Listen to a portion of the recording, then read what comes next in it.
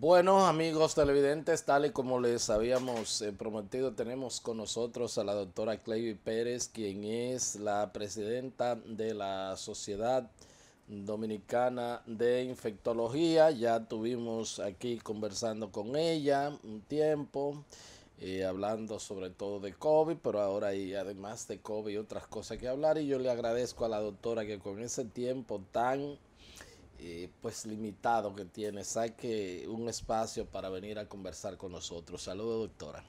Buenas, Héctor. Muchísimas gracias por la invitación para compartir aquí con el público que nos escucha y nos mira. ¿Cómo no?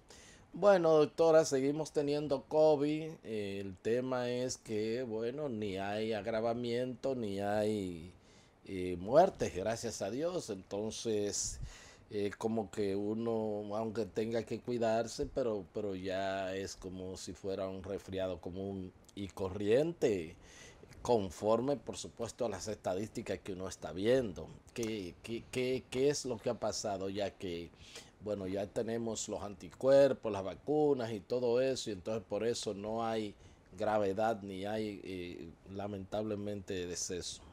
Sí, aclarar que sí, hay algunos casos que se transforman en enfermedad severa. Yo, por ejemplo, tengo ahora mismo una ingresada en esa situación, pero son la minoría ciertamente cuando lo comparamos al inicio de la pandemia. Y sin duda alguna, gran parte de esto es la inmunización. La inmunización ha sido las campañas que se han hecho a nivel de los diferentes países de vacunación, pues han logrado que realmente disminuya no solamente la enfermedad severa, sino también la letalidad asociada a COVID.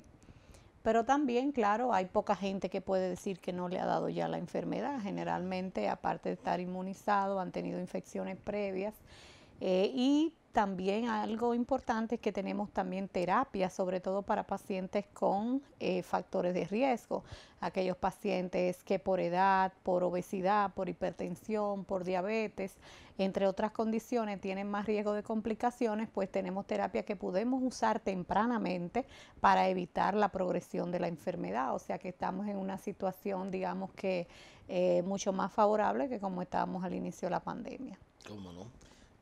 Pero lo que implica es que van a seguir viniendo brotes y rebrotes Y y variantes variantes. nuevas y la necesidad también de reforzar y de recordar la inmunización, o sea, no solamente en enfermedades como esta, en muchas otras enfermedades infecciosas, algunas que son inmunoprevenibles, hay que poner refuerzos de las vacunas.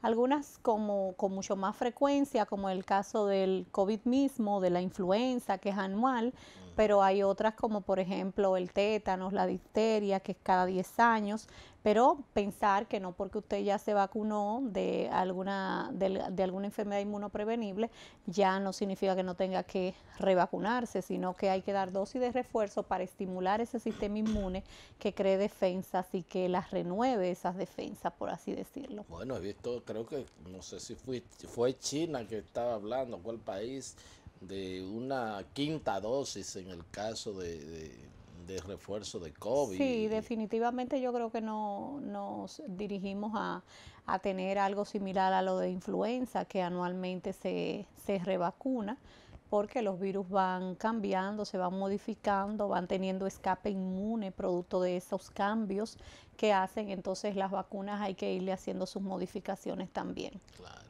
Y además la misma respuesta inmune va en declive a medida que pasa el tiempo y hay que reestimularla. claro. Yo todavía estoy en la 3 ¿usted cree que hay que darse un refuercito con una cuarta, eh? Sí, definitivamente, y sobre todo porque, ¿verdad? En estas personas que ya tienen, por ejemplo, hipertensión, que tienen diabetes, que tienen más de 50 y sobre todo más de 60 años, es muy importante, pero está disponible, por lo menos en nuestro país, para todo el mundo. Ya, ¿Mm? ya. Bueno, pero hay que seguirse cuidando, ¿verdad? Porque uno no sabe. Claro, sobre todo en estos sitios que hay muchas aglomeraciones, porque si usted está con pocas personas a cierta distancia, pues hay menos riesgo. Pero si usted está en lugares cerrados, en un concierto, imagínese en el Teatro Nacional, pues yo iría ciertamente con mi mascarilla sí o sí. Pero usted es la excepción de la Sí, regla. Yo claro, estoy es así. yendo a sitios donde Sí, sí, realmente es nadie con nada puesto, sí, plazas sí, sí, comerciales, todo, lugares, locales que uno entra, sí, sí. mucha aglomeración Así y es, por eso inclusive subieron la frecuencia de otros virus respiratorios, porque mientras la gente guardaba precauciones por el COVID, otros virus respiratorios, otras enfermedades transmitidas por la misma vía también habían disminuido, pero a sí. medida que todas esas precauciones cesaron, pues también esas otras enfermedades empezaron a incrementarse. Entonces, ciertamente son molestas muchas veces esas precauciones, pero yo particularmente prefiero cuidarme y no enfermarme. Claro. Entonces, siempre que sea posible. Entonces, hay que entender que donde hay aglomeración, donde hay hacinamiento, donde hay muchas personas juntas en lugares cerrados, mal ventilados, pues la posibilidad no solamente de COVID, sino de cualquier enfermedad transmitida por la vía respiratoria es mucho más fácil. Y en el caso, por ejemplo, como usted dice, además del COVID, una gripe mala que ha estado afectando, eso sí, han Hay mandado que ver gente. qué es lo que es gripe mala, Héctor, porque que gripe mala puede ser muchas Puede cosas. ser, sí, Yo puede ser el he, yo he mismo. atendido personas que me hablaban de que tenían gripe mala y era COVID, pero hay otro Así. que es gripe mala y es una neumonía bacteriana, hay otro, o sea que ese término gripe mala puede implicar muchas Sí. cosas He diferentes. visto y estuve conversando inclusive con una colega periodista recientemente y me dijo, bueno, sí, me están atendiendo por un tema de una neumonía, o sea, y he visto en algunas par de ocasiones con gente que me han dicho lo mismo, que le pregunto, pero por el COVID, me dice, no, nada que ver, no tengo el No, pero COVID. el otro día recibí yo una supuesta gripe mala que se prolongaba y era una tuberculosis. O sea que Wow. ese término gripe mala la gente se refiere cuando tiene mucha tos, tiene mucho Mm, catarro, se siente mal le da y mucha puede ser fiebre. muchísimas cosas diferentes. O sea que, Ya. y sobre todo si se prolonga ya hay que pensar en otro tipo de enfermedades. Ya, ya. Entonces, pero también da la influenza Sí, claro que común y sí. corriente Claro, que metaneumovirus, adenovirus, muchísimas otras infecciones. ya, bueno. Siempre hay una cosa, entonces lo bueno es que Ujú. el tapaboca, la mascarilla lo cubre todo eso, porque generalmente por Exacto, donde disminuye bastante la posibilidad, así ¿verdad? es, Dependiendo de la calidad, de cómo se aplica, la efectividad puede ser mayor o menor, pero ciertamente siempre disminuye el riesgo de transmisión si no lo elimina. así es. Doctora, yo lo que he conversado con algunas personas que le han dado el COVID mal, Ujú, y, y me han dicho, yo no soy el mismo después de eso, yo no claro, sé lo que es, a mí se me olvidan las cosas, a mí yo me siento sin ánimo a veces, cosas, una serie sí. de situaciones, yo no era hipertenso, yo qué sé yo cuánto, gente que a todo el que le ha dado con cierta consideración me dicen eso. Sí, hay que decir que ciertamente las personas que han hecho COVID más severo tienen mayor posibilidad, pero incluso personas que hacen COVID asintomático o con pocos síntomas pueden tener lo que se llama, o sea, el término inglés long COVID o COVID prolongado. Ya son personas que tienen más de 3 meses de haber tenido el episodio agudo de COVID y que sin embargo persisten con ciertas manifestaciones que pueden ser multisistémicas. A veces son manifestaciones mucocutáneas, pérdida del pelo, cambio en la calidad de la respiración, pueden sentir como falta de aire, pueden tener manifestaciones neurológicas, trastorno del sueño, es decir, son toda una miríada de manifestaciones que se han asociado a este COVID prolongado y también otras enfermedades que se están diagnosticando con mayor frecuencia, incluyendo enfermedades autoinmunitarias. Sabemos que los agentes infecciosos a veces pueden ser desencadenantes de patologías autoinmunes, es decir, personas que tienen un sustrato genético que los predispone, cuando se encuentran con un agente ambiental como un virus, como una bacteria, en este caso un virus, puede ser el desencadenante de patologías autoinmunitarias, o sea que también eso se ha reportado, inclusive diabetes tipo 1 que tiene un origen en un sustrato autoinmune, a diferencia por ejemplo de la tipo 2 que es más relacionada con la obesidad y con el estilo de vida. O sea que realmente las secuelas a largo plazo de COVID no es simplemente que usted le haya dado COVID y que le haya dado una enfermedad leve, es que usted también podría tener otras consecuencias ya a más largo plazo. ¿Cómo no? He conversado inclusive con damas que me han dicho, bueno, a mí se me cayó el cabello. Sí, sí, así es. Esos son de los primeros síntomas prolongados que se empezaron a reportar, fueron precisamente la pérdida del cabello, pero una de las cosas que más preocupa siempre es la alteración de la cognición, las lagunas mentales, aparte, claro, de la disnea prolongada, es decir, de la falta de aire que puede haber y el cansancio, pero sobre todo eso preocupa mucho a la gente, ¿no? Las lagunas mentales, sentir que cognitivamente no son como previo al episodio de COVID. ¿Cómo no? Y bueno, pues por lo que se recomienda es evidentemente que aún después de haber superado eh, la positividad, y es importante hacerse su chequeo general y ver si usted se siente así, vaya Así es, importante, por ejemplo, se han hecho, fíjate, Héctor, muchos estudios, inclusive en deportistas de alta competición y esto donde se muestran secuelas a nivel cardiovascular, por ejemplo, si una persona antes de empezar a hacer actividad, sobre todo física intensiva y todo eso, es bueno que tengan un chequeo previo después de haber tenido un episodio de COVID, porque si no, podría desencadenar entonces trastorno o complicaciones a nivel cardiovascular también. Claro, y en ese sentido conversé hace unas cuantas semanas con su colega, la doctora Evangelina Soler, y me hablaba de eso, de que le llamaba la atención de muchas, sobre todo personas en edades jóvenes, 30, 40 años, que iban con COVID, pero que iban con una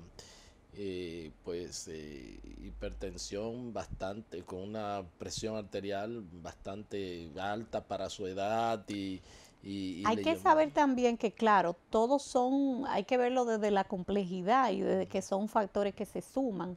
Pero recuerda, Héctor, que también nosotros hemos tenido en las últimas décadas un cambio en la alimentación, un cambio en la composición corporal, un incremento de la obesidad. La obesidad se llamó desde hace un tiempo la pandemia del siglo pasado, porque realmente la explosión de obesidad, de sobrepeso que nosotros tenemos, el ingesta aumentada de sodio, por ejemplo, hemos cambiado a una dieta muy rica en sodio, a alimentos procesados, o sea que no solamente la pandemia, sino que también hay que ver que hay algo previo.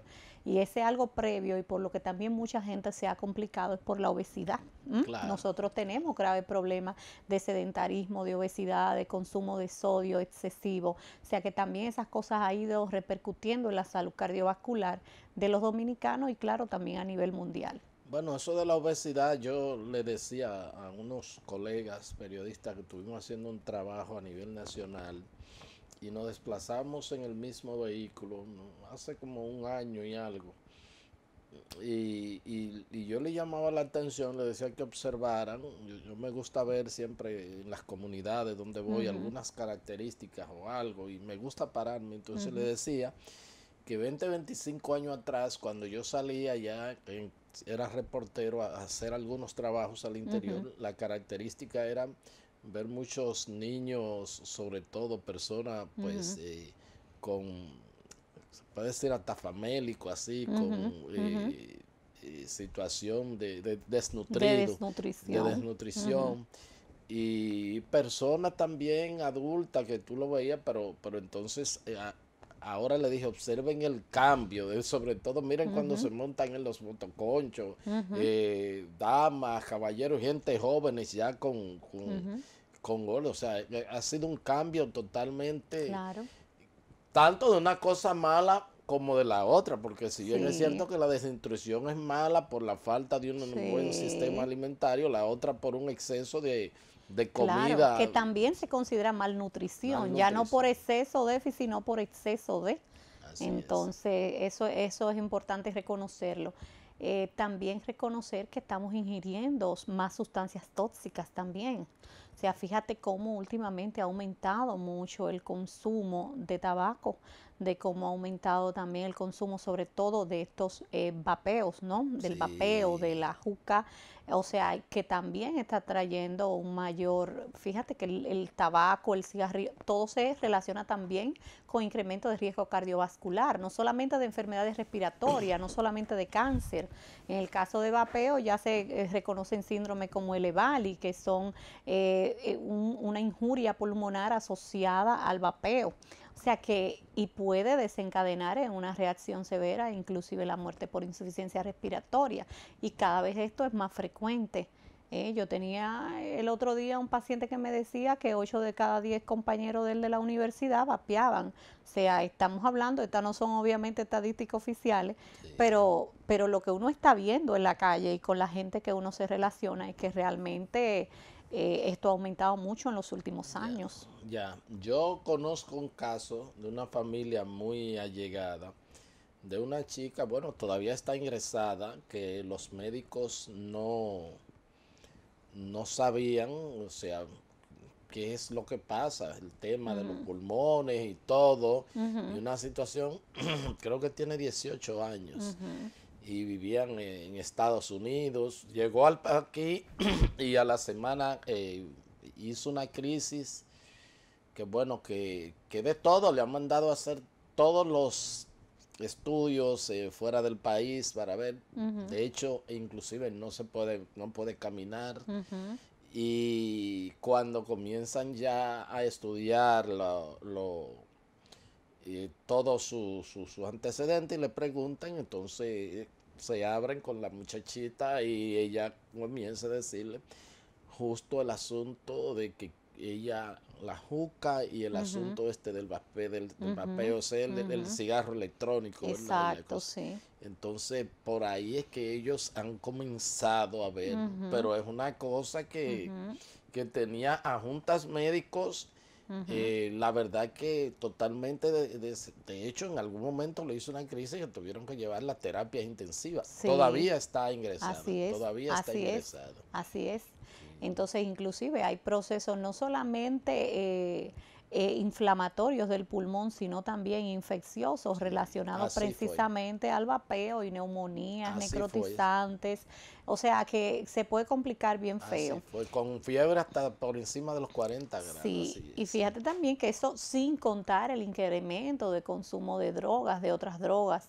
Sabemos desde hace muchos años que una de las causas principales de muerte cardiovascular por infartos y esto en gente joven es el consumo de cocaína, entre otras drogas duras. Entonces, en nuestro país también hemos tenido un incremento en las últimas décadas del consumo de esa sustancia. O sea que son un conjunto de cosas, ¿no? Que todas contribuyen en mayor o menor medida a que nosotros tengamos este importante riesgo cardiovascular en nuestra población. Claro, doctora, y bueno, un tema que aquí ha tenido mucha repercusión últimamente, el tema de ya de no una droga duras, pero es, bueno, que se dice medicinal, la Ujú, parte del cannabis, la parte ujú, de la ujú, marihuana, de que si ujú. se puede, bueno, pues porque ayuda a la gente a dormir, a relajarse del dolor y todo esto, y que, bueno, en algunos estados y algunos países ya es legal. ¿Cómo usted ve esas posibilidades? Bien, yo creo que habría que separarlo en dos cosas. Primero, lo que sería un uso medicinal controlado, prescrito, porque de hecho los médicos utilizamos pues muchas sustancias que realmente son drogas, o es decir, son medicamentos, son algunos de ellos pueden causar dependencias y hay que usar dependencia y hay que usarlo siempre con el criterio del menor tiempo posible, la menor dosis posible para evitar los efectos adversos. O sea, una cosa es el uso controlado que puede tener un determinado medicamento y otra cosa es el uso recreativo.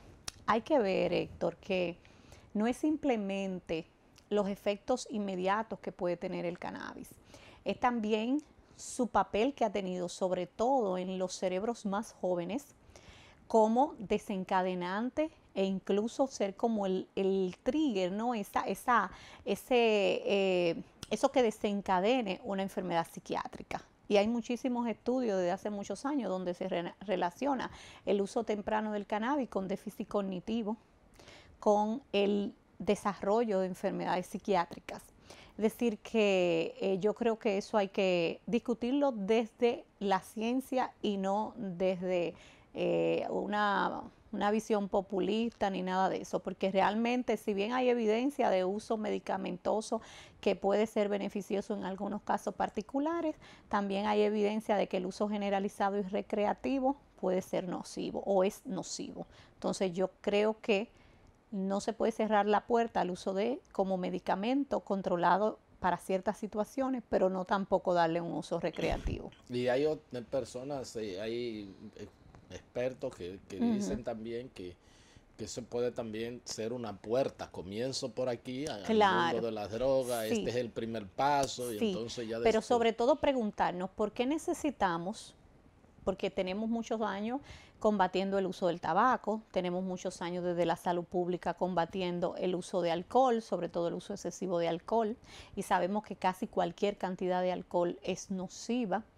Y que básicamente por intereses económicos y todo esto, pues se ha dejado el uso de alcohol y se ha dejado el uso del tabaco. Fíjense cómo mismo nuestro propio país a veces ha defendido cosas porque le conviene, porque está fuerte en la parte de la producción y comercialización del tabaco.